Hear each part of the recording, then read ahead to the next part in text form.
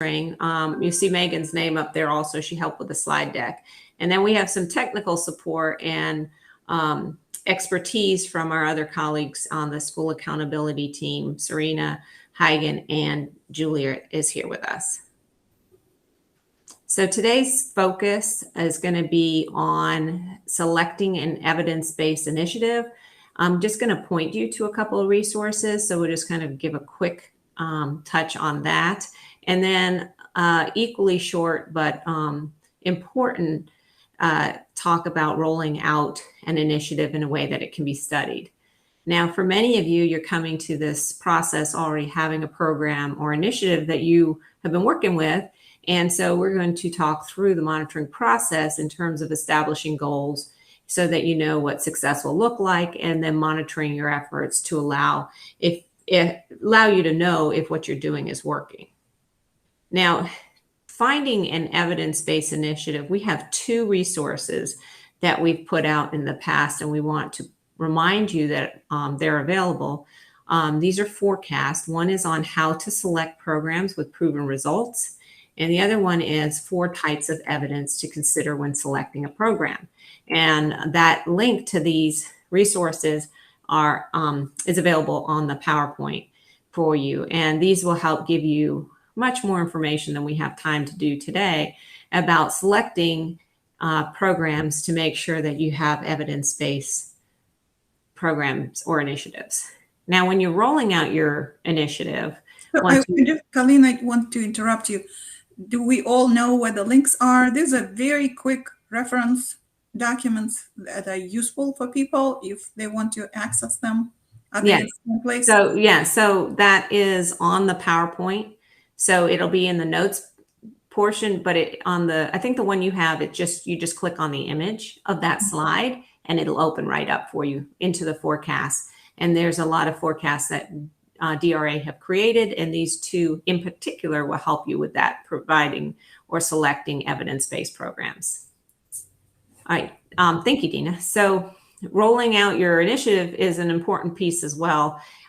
We often think that in education, we might not be able to randomly select schools or students, but it is actually possible, especially if you, for example, say you have a group of 20 schools that are volunteering, but you only have funding for 10. You may be able to randomly select your first 10, and you can even stagger the initiative out in cohorts like we did with MTSS by grade level or by school.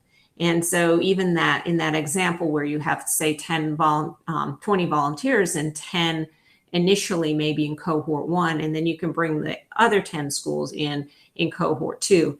By staggering or randomly selecting, it allows you to have a comparison. So you are able to be able to monitor and know if your initiative is producing the changes that you hope to see. Now, once you do have your initiative selected and rolled out, we have 5 easy steps to monitoring the success of your initiative or program. And the first step is, before I get to the first step, this is going to be the Cliff Notes version of these 5 steps. And so we're going to walk you through. For those of you who are new to this work, we don't expect you to have a solid footing by the end of this 20-minute presentation. But what we want you to know is that this monitoring the success of your efforts course in Learning Central is available. And this course will walk you through all the details that you would need to engage in this process. And then, of course, we're available to help as well. But as we walk through, just to give you kind of a teaser in terms of the information, and for those of you who have been in the process, a reminder of the key steps. The first one that you need to consider is using data to demonstrate your need. So it's important when you begin to have a solid needs statement. It shows where you're going to focus your efforts. By providing a benchmark, it makes it clear where you're going to measure from. So for example, say you're going to start a weight loss program, and you want to lose weight. But how do you know what success looks like? Unless you weigh in at the beginning, you don't have a benchmark to know how you're doing as you go through that process. So it's the same with our programs. We have to have that initial data and evidence so that we know where our starting point is. It also helps to justify our expected outcomes and make sure that we're making data-based decisions. So I know this looks pretty dense, but this is a real need statement from one of our status reports from Letterland. And I'm just going to point out the big chunks. This statement presents data and evidence. So it supports the reason why this initiative is necessary. And there's some key points within here. We need to focus on who or what. So in this case, we're talking about third grade reading scores and how correlated they are to eighth grade scores and then eventually dropouts. And so that's kind of like who and what we're concerned with, that third grade reading score. And then we see actual data in here, right? So it's not just enough to say, oh, scores are low, but actual numbers. Now, in this case, they stepped back pre-pandemic, which makes sense, into 18-19 data to show that 51.8% of third graders were college and career ready, proficient in reading. So that's their evidence or their data. And then they also broke it down by demographics to show the difference between white students, CCR, being CCR proficient, as well as Black students and LEP students as well. And then you also need to have a compelling reason for that need. And this links back to the who and what in this particular needs statement, because they're saying, we've got to get rid of the predictability. It's something that is not okay for us to be able to look at our third grade results and kind of be able to predict eighth grade and even dropouts.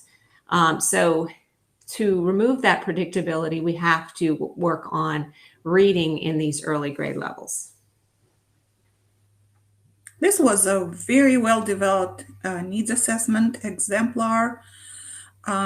Even though it looks dense, it was, if you analyze it, the bits and pieces that went into it, it's very well written. So step 2 is aligning the initiative with the need. We'll remember that the need, the goals, and the strategies that you use to achieve your goals have to be aligned. We don't want to waste the effort and do something, some busy work that would not give us the desired results. Many of us have been using logic models or are learning to use logic models, and hopefully will maybe this year start with my support or with my colleagues' support to use those, which is a one-page organizer, and we call them roadmaps. So we have to make sure everything in your program is aligned. The needs are aligned to the goals, and the strategies are also aligned to the goals. So this is a multicolored logic model to just show the needs and the resources and training and implementation activities, what goes into the program, what training is provided, if you provide it, what are you going to implement.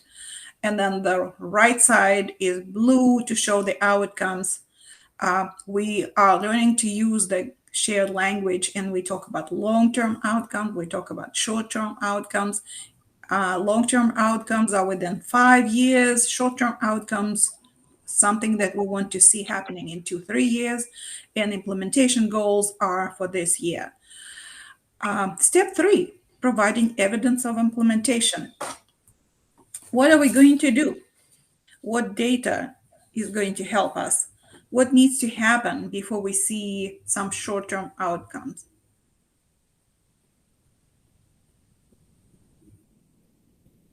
So in a nutshell, we have to remind ourselves about what resources we will need for our program to be successful, what strategies will be useful this particular year, what types of data we can use to reflect implementation. And that will change year to year. Last year was very unique. and everything we did was sometimes not what we planned. Hopefully this year will be better, but it will be new. And of course, I have to mention before I move on that logic models or your entire program are going to be adjusted year by year. And your logic model, for those of you who have been using it, it's not a fixed document that's carved in stone. You update it every year. And I think it's important what you just said, Dina, too, that during the pandemic, some things might not have been able to be implemented. It's always important to check the implementation, but I think that kind of spotlights why we do need to check implementation, because if there were only portions of the program or initiative that was able to be implemented, we don't want to attribute some of the, say, goals that weren't maybe met to full implementation if that's not what happened. So we have to make sure that we have evidence and data to back up what did the implementation look like in any given year. Thank you, Colleen. Step 4 is in green to remind us this will be closer to springtime. When you examine your short-term outcomes and you start to look at what needs to be updated in the report or your poster.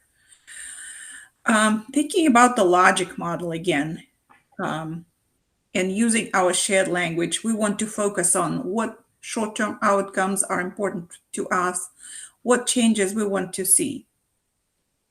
And remember, all parts still have to be aligned. That's why we have those pretty blue arrows pointing from left to right to show that short-term goals implementation will lead to short-term goals and then to ultimately to long-term goals. This is all to explain how to best plan, I guess, your initiative. And if this is a revision for you, it's excellent, but for some people, it might be something new. So that's why I had to go into all these details. I think the other point that we might want to highlight too is the connection from the long term to the need, and making sure that you realize that in the Letterland example, if the need was the third grade reading scores were low, then the long-term goals should be written around SMART goals, right? Those that are measurable goals that are targeting third grade reading.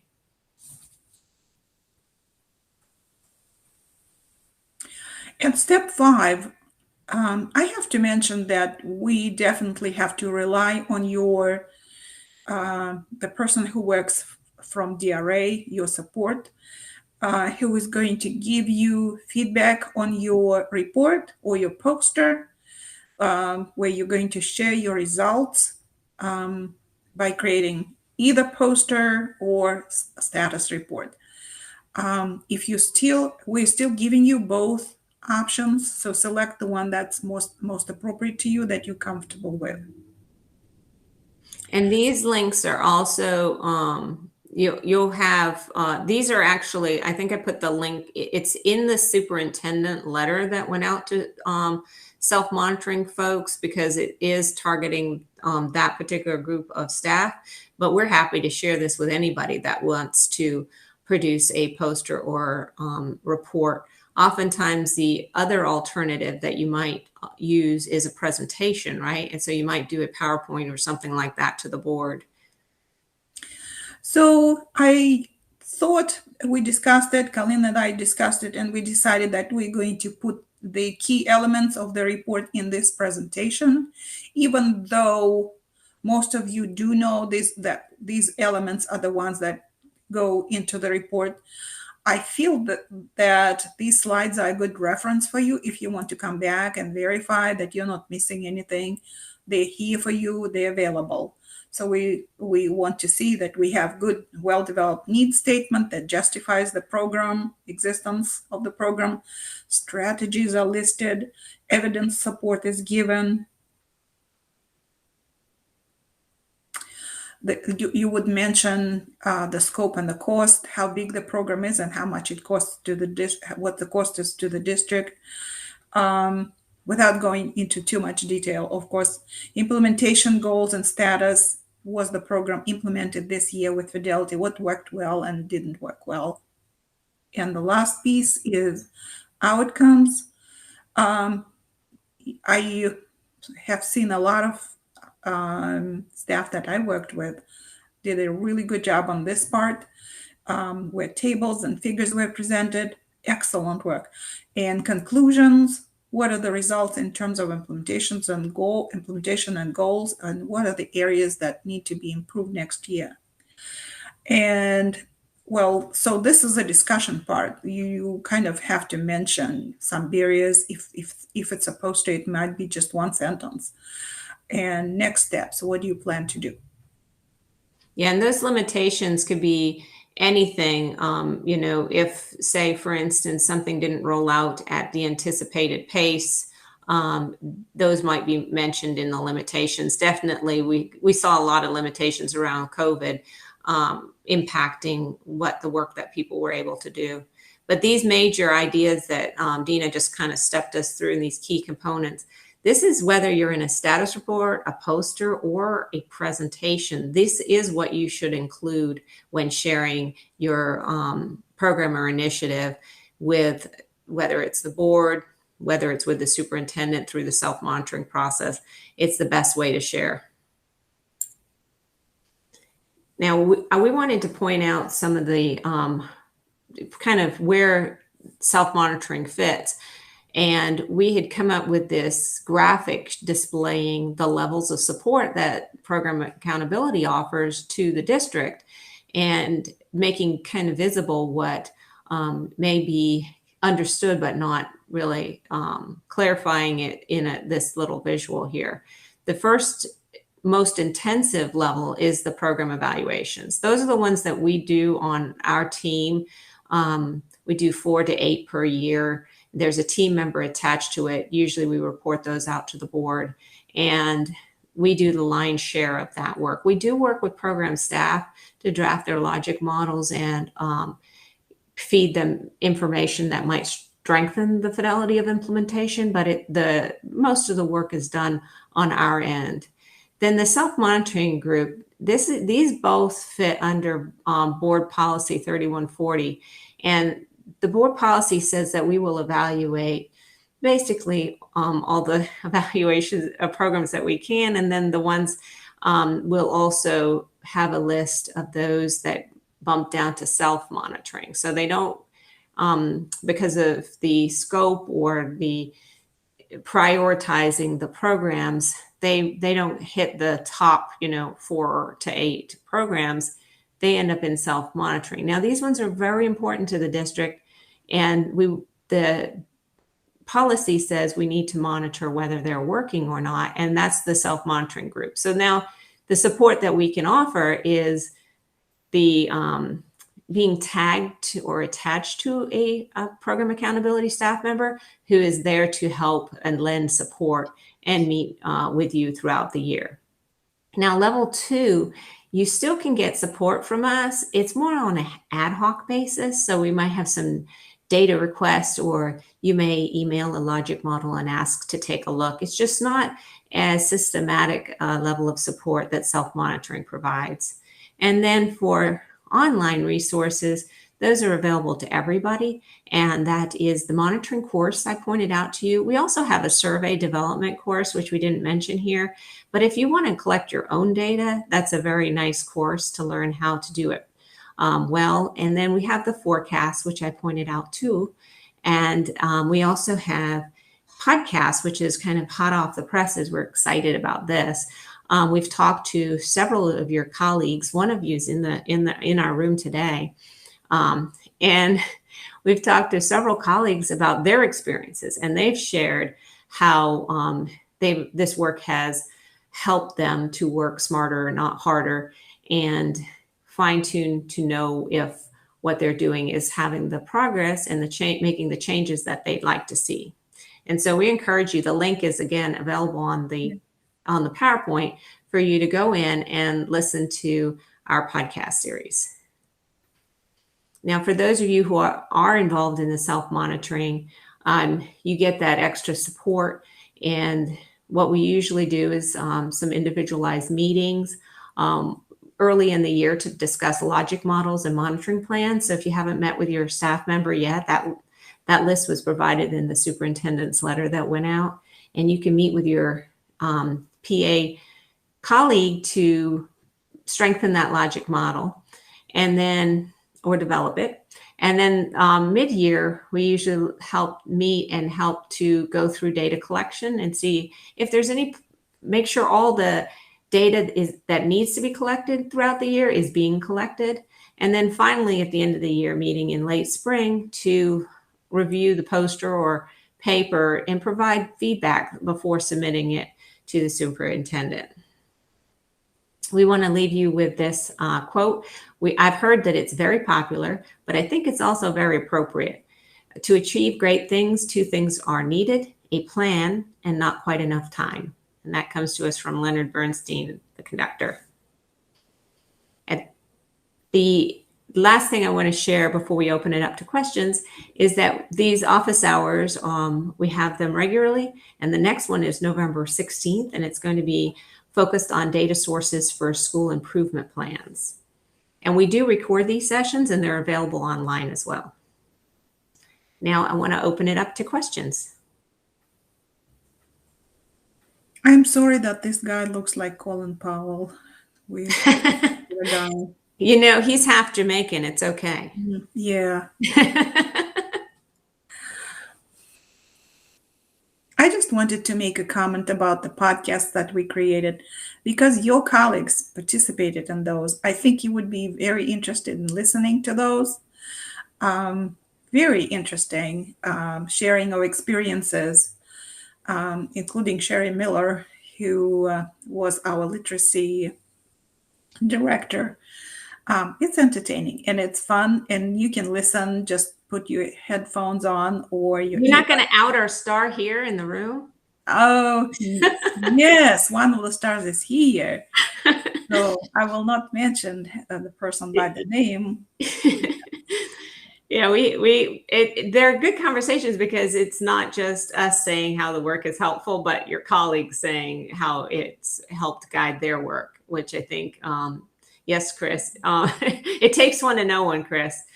So I think that we have some, a variety of perspectives. We tried to get somebody from, each part of the system so that we could have hear from a variety of staff in terms of how they've engaged with the work. So I do think it's kind of fun way of doing this work.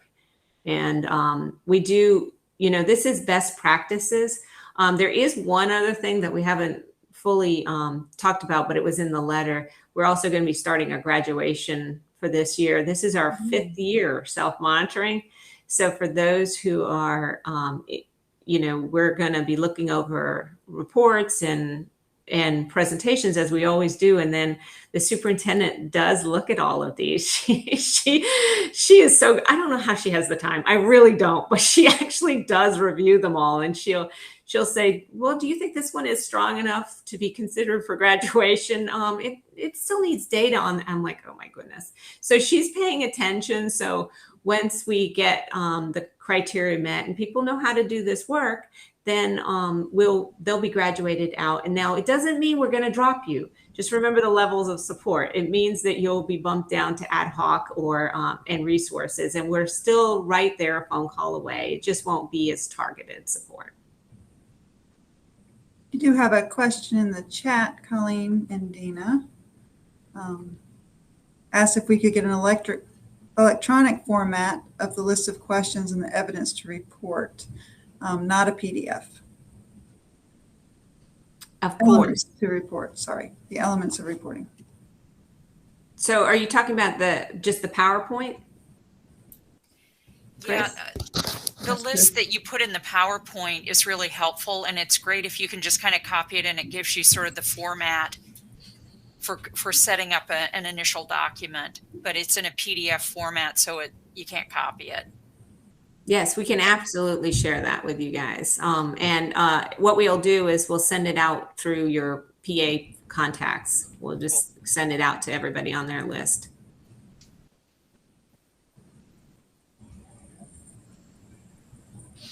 I see my friend Demetria. Hello, Demetria. Do you have a question? Nope. Hi. No questions at this time. I just wanted to say hello.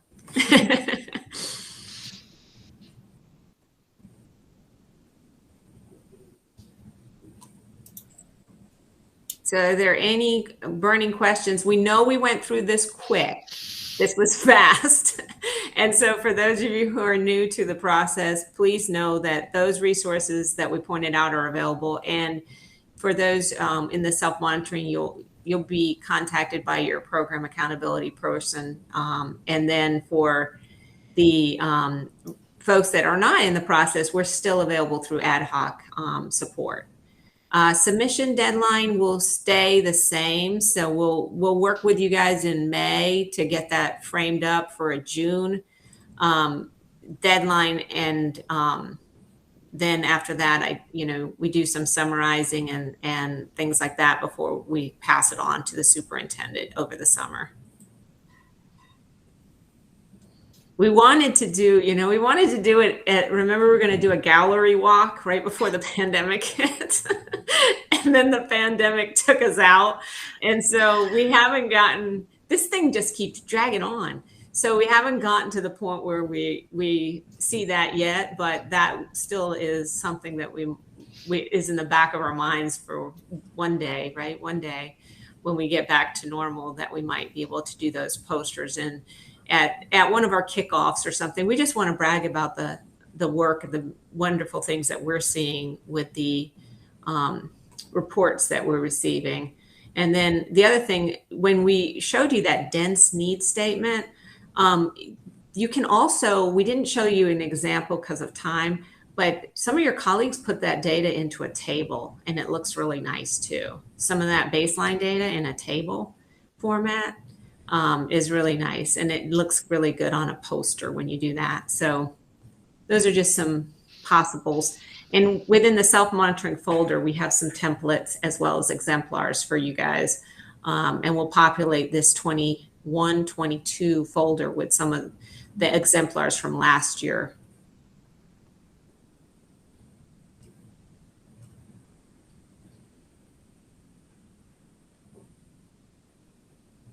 All right, we are at time. If you guys have any lingering questions, we can hang out a couple minutes.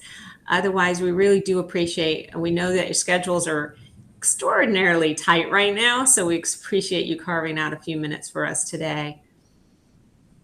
Thank you all for being here today.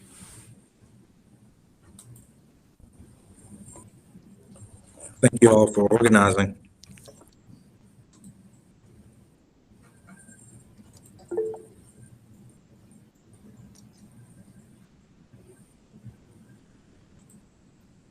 Hi, Melissa. I didn't see you come into the room.